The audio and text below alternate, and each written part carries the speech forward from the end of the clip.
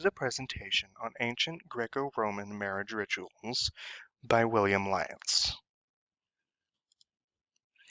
Now, ancient Greece and Rome prescribed to what was commonly referred to as the religion of paganism. Paganism refers to any religion that existed prior to modern being centuries and centuries, but main modern religions, such as Christianity or Judaism. Minimal amounts of pagan religions exist in modern day due to them dying out and using practices that are considered outdated and abnormal. Wicca is a religion that in modern day refers to itself as pagan, although it doesn't really work with the original definition. It is a modern neo-pagan religion that is similar in that it is a religion that differs from the primary monotheistic religions of, say, Christianity, Judaism, or Islam. The first religion that this presentation will be speaking of is ancient Greek. The Greeks were a pagan religion that was polytheistic, meaning believed in more than one higher power that controlled life. Now, prior to a Greek marriage ceremony, the bride would be segregated with her female family for preparation.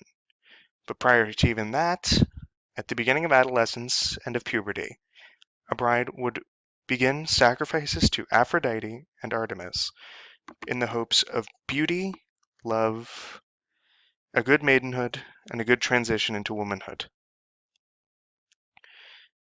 Women, prior to a ceremony, would be bathed by immediate female family that she is staying with in order to cleanse, purify, and prepare her for the transition into womanhood. On the morning of the ceremony, the bride would rejoin the females of her family to finish preparation for the wedding.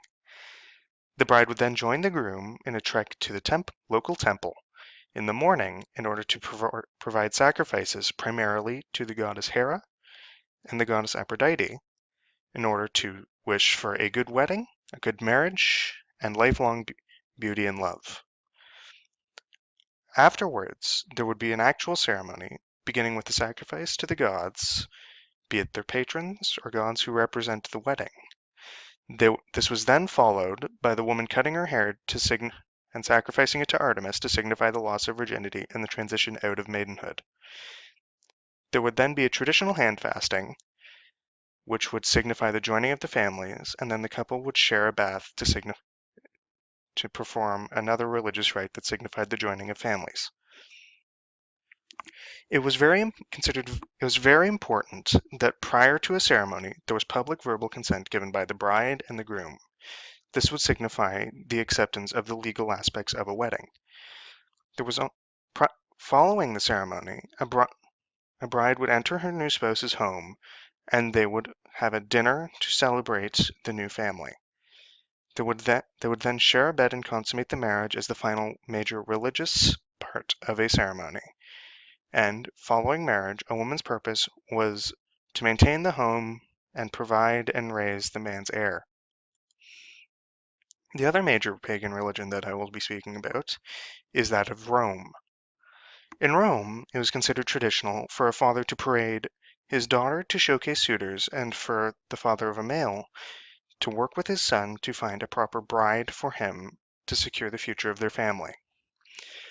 A woman would pray to Diana and Venus, Roman counterparts of Artemis and Aphrodite, for successful relationship, marriage, and transition from maidenhood to womanhood. Prior to a wedding, a groom would meet his wife his soon-to-be wife, that is, in an engagement ceremony to gift her an iron ring, signifying a tie towards marriage. On the wedding day, a bride and groom would travel to a temple and meet to sacrifice an animal for a godly blessing. Then, this would be followed by a priest performing a clasping of the hands ceremony to signify the bride and groom becoming one person. The bridegroom would then travel ahead to his home, while the bride would be brought to her new home and across the threshold, as opposed to modern tradition being the groom bringing the bride across the threshold. to, to signify the entrance of a new home. The bride would then carry a torch to light her family's hearth, while she would receive a torch from her husband's family, signifying the joining of the two hearths and the two families. Afterwards, there would of course be the consummation of the marriage, which was traditionally done in the new marital home and believed to be done in the dark. Following the wedding day, the groom would host a dinner for both families of the family of the bride and the family of the bridegroom in the new marital home. During said dinner, the bride would make a sacrifice to the patron gods of her new home to signify her acceptance of the new family.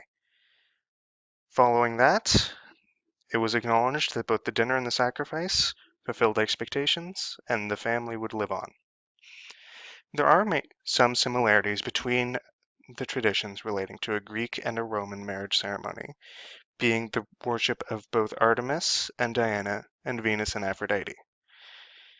There's also the fact that the clasping of the hands was a major part of this ceremony as well as many others, as it signified the joining of two people into one.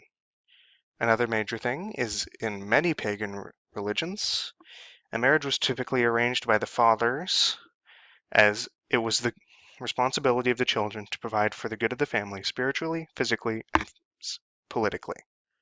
Thank you, and that was my presentation on ancient Greco-Roman marriage rituals.